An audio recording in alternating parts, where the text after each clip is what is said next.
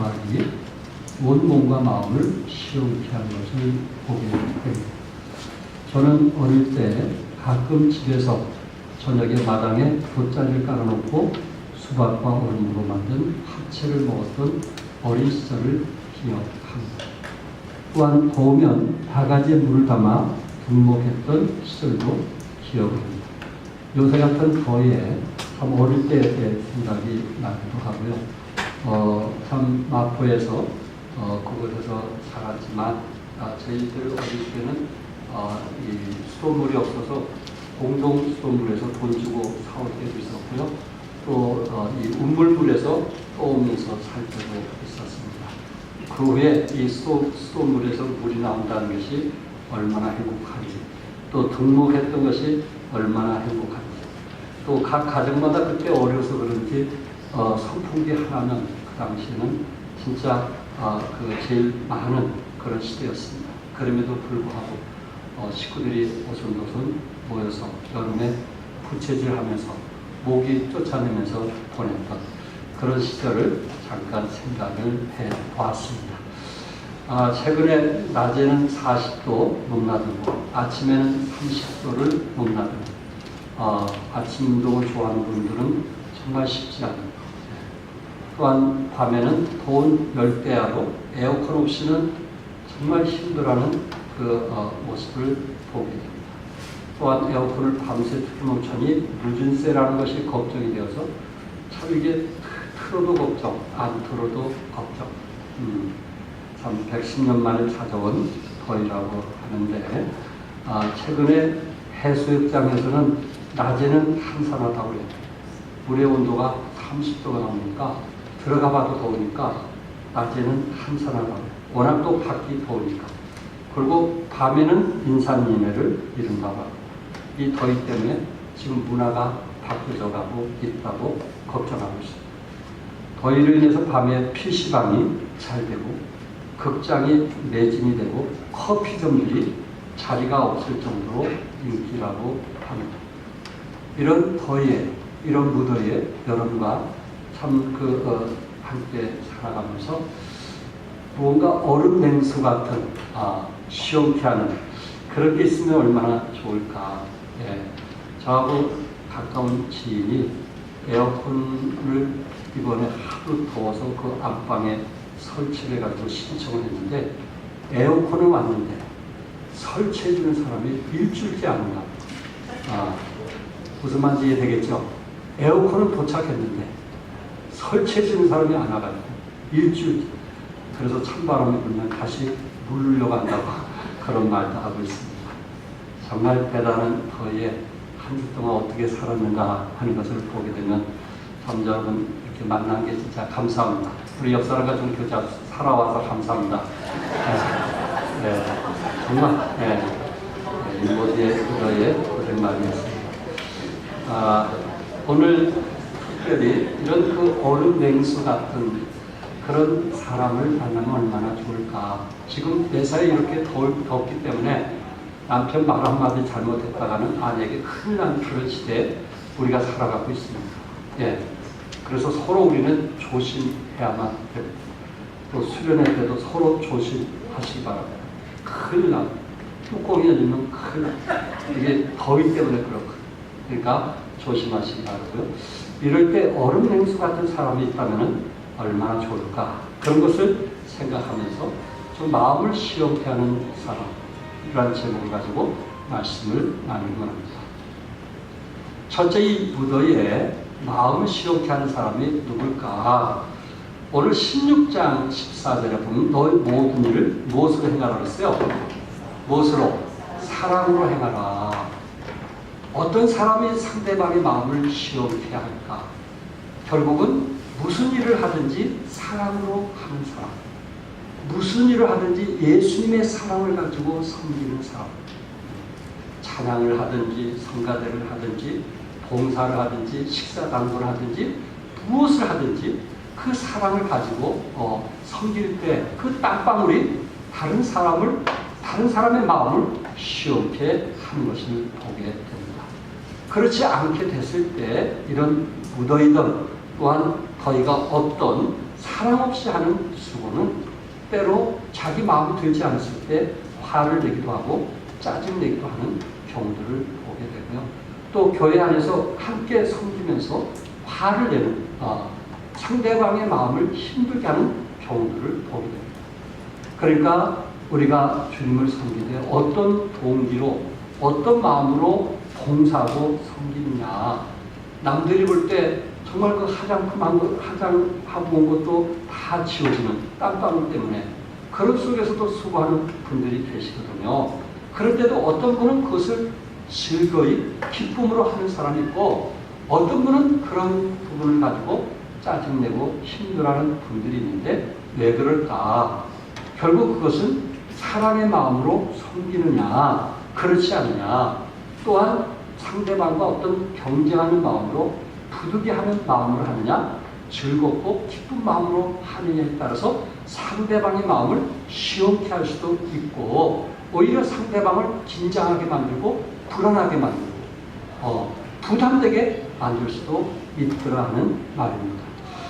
여러분과 내가 살아가면서 우리가 참 함께 봉사하고 섬기면서 참 어떤 마음으로 하는가, 즐거움으로 섬기시는지 정말 기쁨으로 섬기시는지 하늘의 상을 바라보고 예수님의 사랑을 가지고 이마에 땀을 흘리면서 최선을 다하는지, 그렇지 않으면 다른 사람에게 칭찬과 인정 때문에 하는지 우리 자신들이 한번 돌이켜보면서 오늘 말씀에 너희 모든 일을 무엇으로 행하라? 사랑으로 행하라. 그 사람이 결국 다른 사람의 마음을 시원케 하기 때문에 그렇습니다. 여러분과 내가 예수 안에서 구원받고 거듭나고 우리의 새 생명이 하늘에 기록된 것을 알면서도 우리가 이웃을 사랑하는 마음으로 섬기지 못하고 몸된 교회를 사랑하는 마음으로 하지 못한다면 그것은 위선자와 같지 않을까. 우리 주님은 세 계명을 너에게 주노니 서로 뭐하라 했어요? 사랑하라 했어요. 예수님이 우리에게 주신 계명 중에 하나가 서로 뭐하라 했어요? 사랑하라. 그런데 왜 사랑하지 못할까? 사랑하라고 했는데 왜 사랑을 가지고 하지 못할까? 사랑으로 하면 모든 일이 기쁘고 사랑으로 하면 모든 것이 즐겁고 사랑으로 하면 모든 것이 행복한데 왜 어떤 분은 저렇게 힘들게 어렵게 하는 것 같고 어떤 사람은 참 즐겁고 기쁨으로 하는가? 결국은 우리가 예수님의 말씀대로 사랑으로 섬기고 봉사하고 있는가, 그렇지 않고 있는가 하는 것을 성경은 우리에게 말씀을 하고 있습니다. 요한일서 4장 20절에 보면 누구든지 하나님을 사랑하느라고 그 형제를 미워하면 이는 거짓말하는 자니 보는 바 그 형제를 사랑하지 않는 자는 보지 못하는 바 누구를 사랑할 수 없다 그랬어요? 하나님을 사랑할 수 없다 그랬어요. 보이는 형제를 사랑하지 못한다면, 보이는 아내를 사랑하지 못한다면 하나님을 사랑할 수 없느니라. 그렇기 때문에 하나님은 우리에게 계명을 주었어요. 그게 뭐예요? 하나님이 우리를 사랑하듯이 우리도 형제를 뭐 하는 거예요? 사랑하는.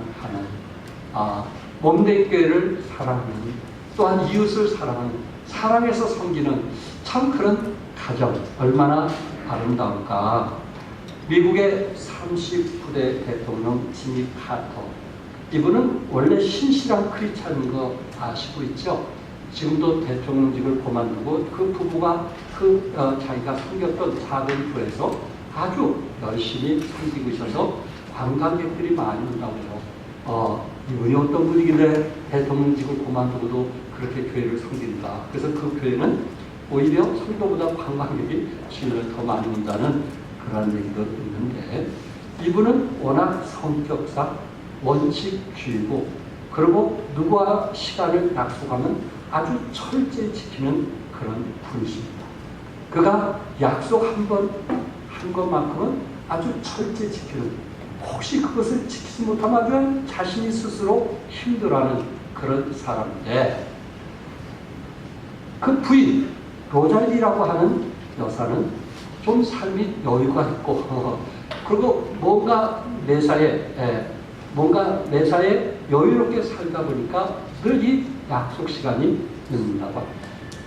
그가 카터 대통령께서 그 대통령직 할 때도 또한 그 전이나 후에도 항상 이 아내 때문에 스트레스를 받는 거예요. 어떻게 보면 아내도 참 바쁘지 않겠는가. 화장도 해야 되고 집안 정리도 해야 되고 모든 것을 하고 마지막 나오는 사람이 아내다 보니까 그럴 수도 있다라고 생각이 되어지는데, 이런 중요한 자리도 항상 약속이 잘 이행되지 않으니까 장관들에게 창피하기도 하고 미안하기도 하니까 늘 짜증을 내면서 힘들게 사는 거예요. 신실한 그리스도인인데도 그런 거예요. 근데 어느 날 하나님께 기도하면서 내가 꼭 이렇게 살아야 되는가. 하나님께서 아내를 나의 선물로 주셨는데 또 내가 사랑해서 선택한 아내인데 아내가 나와 좀 다르다고 해서 내가 꼭 이렇게 살아야 되는가 하는 것을 기도 가운데 깨닫게 되었어요. 그래서 아내 생일날 편지를 쓴 거예요. 뭐라고 편지를 썼냐면, 사랑하는 당신에게 그동안 약속 시간에 관하여 내가 당신을 너무 괴롭혔다는 생각을 하게 되었습니다. 앞으로는 시간에 관하여 좀 더 자유롭게 생각하면서 서로 더욱 사랑하도록 합시다 라는 글을 썼습니다. 이제 당신이 늦어도 내가 핀잔이나 이런 것을 주지 않고 내가 당신에게 편하게 해줄 테니 자유를 얻고 당신이 원하는 대로 사시오. 이렇게 했던 것입니다. 이 편지를 받은 로잘린 여사는 지금까지 남편과 함께 살면서 나는 최고의 생일 선물을 받았다라는 얘기입니다. 최고의 선물을 받았다. 그 후로 부부의 갈등이 사라지고 서로 건강하고 행복한 가정을 이뤘다고 합니다. 사랑한다는 것, 이 작은 것부터 사랑하는 것, 다른 큰 것은 사랑하면서 그 작은 것을 사랑하지 못해서 서로 간에 갈등과 상처와 아픔이 있는 그런 부부들이 실제적으로 많으시잖아요. 어떤 사람이 상대방의 마음을 시험케 할까요? 결국 그것은 사랑으로 행하는 사람, 끝까지 사랑으로 행하는 사람, 상대방의 약점과 연약한 점을 오히려 그것을 수용하면서 사랑으로 할 수 있는 사람. 미국 사우스 남쪽에 캐롤라이나라고 하는 큰 도시가 있는데, 그곳에 셀리 카울리라고 하는 한 여인이 결혼을 했어요. 그래가지고 결혼을 해가지고 임신을 하게 됐는데, 딸 닐런이라고 하는 아이를 건강하게 이제 태어나는 그런 순간이었습니다. 그런데 병원에서 아이를 낳다가 출산 쇼크로 혼수 상태에 빠지게 됐어요. 혼수 상태. 아이를 보지도 못한 거예요. 그렇게 보고 싶었던 아이를 보지도 못하고 혼수 상태에 빠지게 된 것입니다. 그 딸은 건강하게 태어났어요. 그런데 엄마는 식물 인간이 되었고, 그리고 중환자실에 입원을 하면서 미약한 숨소리와 느릿느릿 천천히 움직이는 심장 박동만이 그녀가 살아있다는 증거였습니다. 며칠 지난 후에 병원 의사가 찾아와서 남편에게 더 이상 당신 아내는 살 수가 없습니다. 그러니 마지막 인사하고 이제 정리하는 게 좋을 것 같습니다 라는 이야기였습니다. 아이를 낳다가 이 쇼크로 인해서 혼수 상태에 빠졌던 엄마. 정말 자식을 낳는다는 것은 한 아내로서 결코 쉽지 않은, 우리 남편들이 너무 쉽게 잊고 사는 것이 아닌가라는 생각을 해보게 됩니다. 그럴 때 그의 남편이 그의 딸을 데리고, 어린 딸을 데리고 마지막 죽어가는 엄마 곁에다가 안아줬어요. 그런데 시간이 흐를수록 이상한 기적이 일어납니다. 심장 박동이 치솟아 오르면서 그의 몸이 따뜻하기 시작하면서 깨어나는 것을 보게 되었습니다. 분명히 의사는 이제 곧 죽을 거라고 했는데 심장 박동도 약하고 숨소리도 미약하니 죽는다고 했는데, 그 딸 아이를 안으면서 어머니가 변화가 일어나기 시작했고, 그리고 7일 만에 회복이 되어서 가족으로 돌아갔던 시라의 이야기. 이것은 의사로서도 도저히 설명할 수 없는, 단지 설명한다면 딸을 사랑했기 때문에 기적이 일어났다는 것 외에는 달리 설명할 수 없는 놀라운 일입니다. 여러분, 사랑을 하면 우리 몸에 이런 변화가 일어납니다. 기적이 일어납니다. 사랑을 하면 어떤 힘든 일도 우리가 기꺼이 감당할 수가 있는 것입니다. 이 무더위 속에 여러분들이 직장 생활하든 사업을 하든 무슨 일을 하든 하나님 사랑하는 것처럼 사랑할 수 있는, 섬길 수 있는 여러분과 내가 되기를 바랍니다. 그럴 때 우리는 스트레스를 덜 받게 되고 상대방에게 짜증을 덜 내게 되고 그 안에서 서로 이해하고 용서하면서 살아가게 될 것입니다. 두 번째, 시험케 하는 사람이 누굴까? 시험케 하는 사람. 두 번째는 15절에 보니까 형제들아, 스데바나의 집은 곧 아가야의 첫 열매요 또 성도 섬기기로 작정한 줄을 너희가 아는지라. 이렇게 말씀했는데 어떤 사람이 시험케 하는가? 그것은 스데바나의 집, 스데바나와 처와 아내들이 성도 섬기기로 작정했다. 성도 섬기기로 작정했다.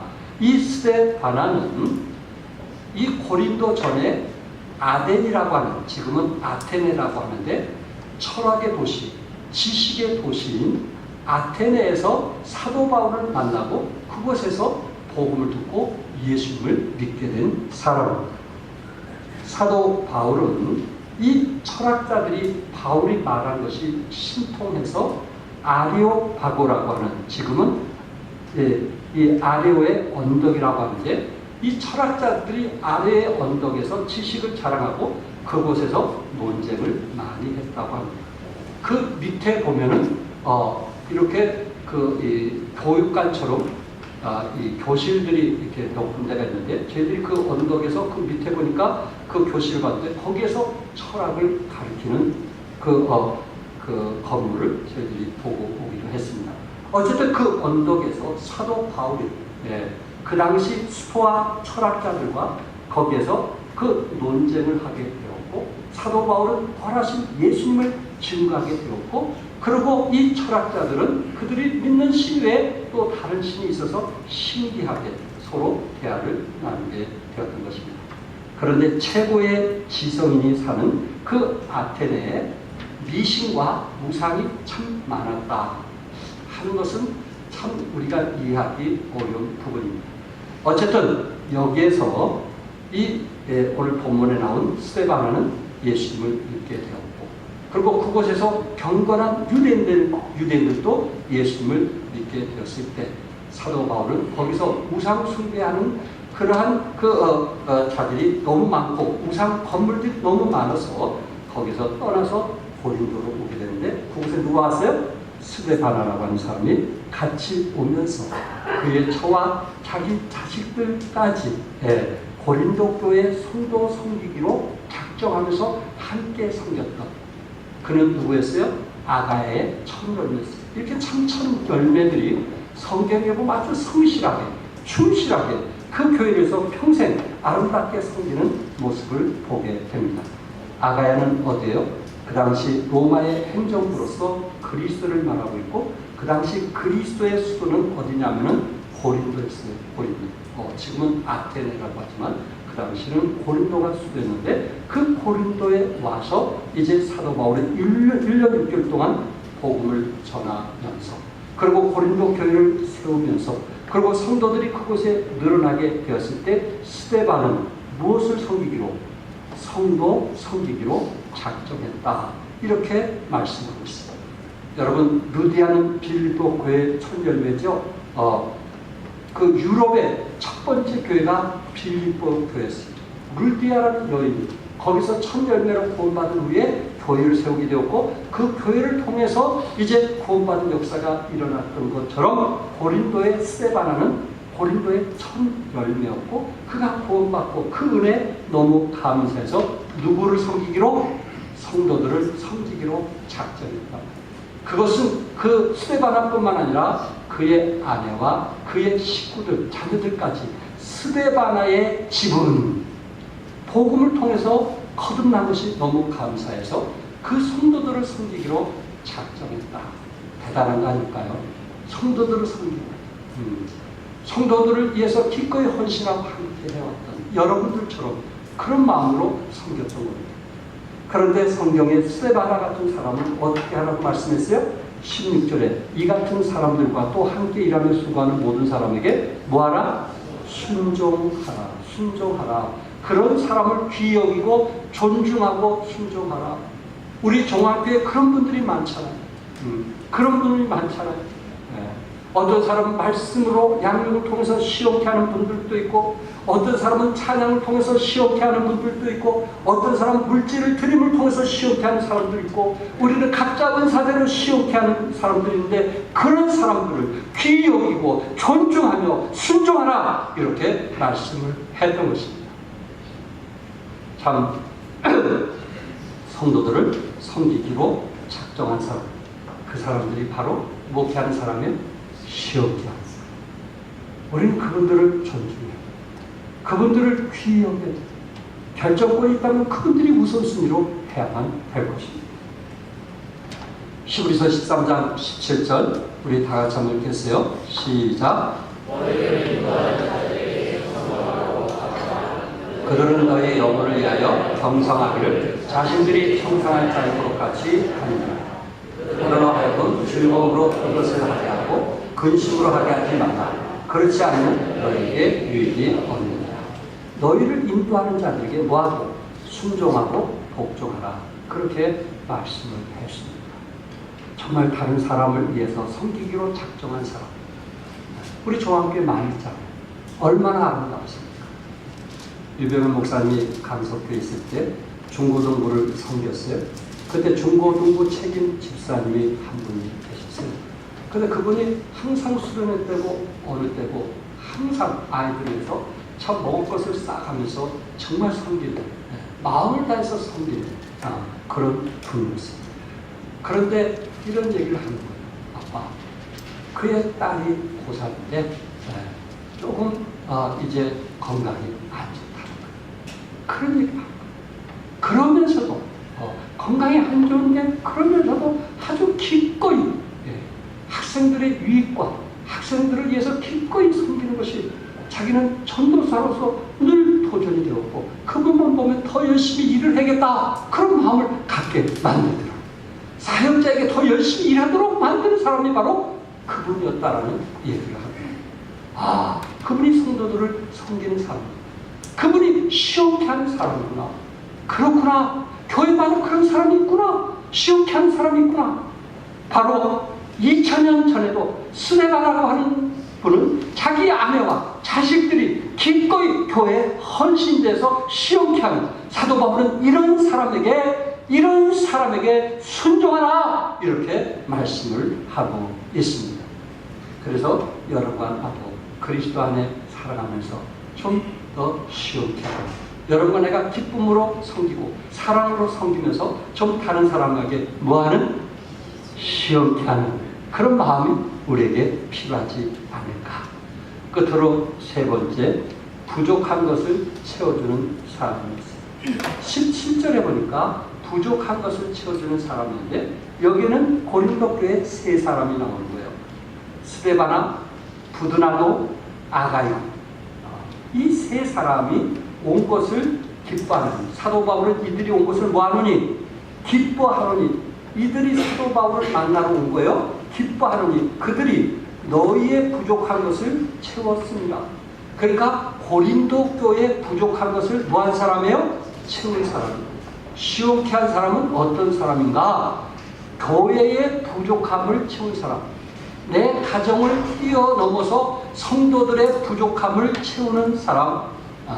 이 채운다는 말은 두 가지. 첫째적으로 외적으로 생활이 궁핍한 사람에게 필요를 채울 수 있는 그런 것이 한 가지 있고, 또한 내적으로 믿음이 어리거나 연약했을 때 말씀으로 그를 도와주고 격려하고 세워주는 그런 사람.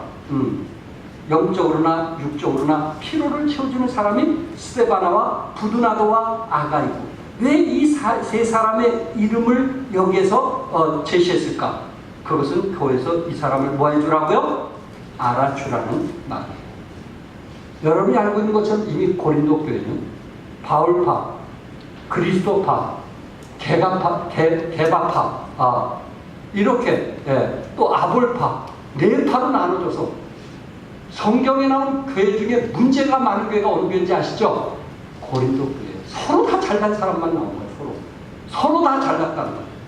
그리고 서로 은사가 최고라고 하는 교회였어요. 그래서 그곳에 필요했던 것이 고린도 13장에 뭘 얘기했어요? 뭘 얘기했어요? 사랑에 대해서 얘기한 거예요. 사랑에 대해서. 그런데 감사한 것은 그 교회가 한순간 무너질 것 같은 그런 문제야 교회 속에서도 그 교회가 버티고 이길 수 있었던 것은 이런 세 사람, 그 성도들의 필요를 채워주면서 함께하고 있었다.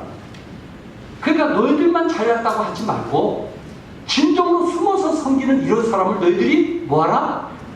알아주라. 교회는 어떤 사람이 가장 소중하냐? 교회는 어떤 사람이 귀하냐? 이런 사람을 알아주라. 말없이 이렇게 희생하고 섬기고 이렇게 정말 사랑하는 이런 사람을 알아주라. 상대방의 필요를 위해서 채워주는, 냉면 한 그릇이라도 채워줄 수 있는 그런 여유를 가지고 살아가는 사람 있어서가 아니고 그런 마음을 가지고 살아가는 이런 사람들을 알아주라 라고 성경은 말씀을 했던 것입니다. 성서신뢰대학교 김택수 총장님이 극동방송국의 신학교 홍보를 위해서 매일 일본 메시지를 전하고 있습니다. 물론 1년 동안 어떤 성도님이 이 부분을 위해서 헌신을 하기도 했습니다. 그래서 일본 칼럼 내용 중에 이런 내용이 있었어요.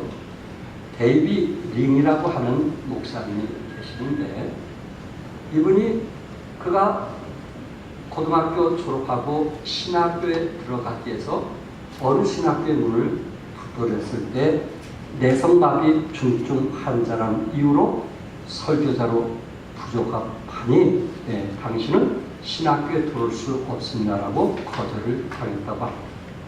사람들은 데이비 링에게 당신은 내성마비가 심한 중증 환자라 신학교 가서도 안 되고 결혼해서도 안 되고 자녀를 가져서도 안 된다고 주위 사람들이 그렇게 만류했다고 합니다. 그러나 이가 구원받은 후에 그리고 신학대학에서 공부를 하면서 캐롤이라고 하는 자매를 만났지. 비록 중증 환자임에도 한 건강한 자매가 이 사람에서 평생 헌신하면서 함께 살겠다는 캐롤이라고 하는 여인을 만나게 되었고 그를 통해서 네 자녀를 두었다고 합니다. 그는 아직까지 내성마비 장애를 가지고 있으면서 복음 전하는 자로서 1년에 800여 교회에서 초청받은 유명한 복음 전도자가 되었다고 합니다. 1년에 800여 교회에서 초청합니다. 그래서 자신이 그 초청을 다 갈 수가 없으니까 600여 교회는 거절해야만 하는 역전의 인생을 살았다고 합니다.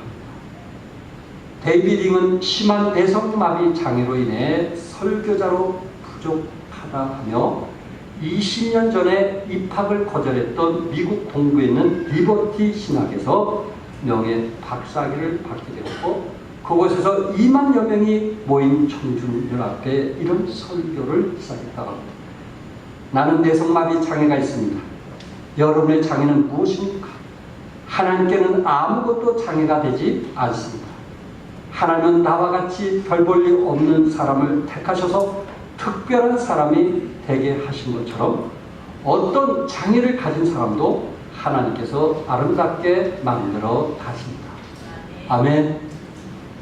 내성마비 장애자가 어떤 목사보다도 지금 더 크게 활동하고 있고 크게 쓰임받고 있습니다. 이 땅에 사는 사람치고 완벽한 사람이 없습니다. 우리 모두 누군가의 도움이 필요한 사람입니다. 모든 것이 잘 갖춰진 사랑 같지만 들여다보면 어느 구석인가 부족하고 미숙하며 부분적으로 장애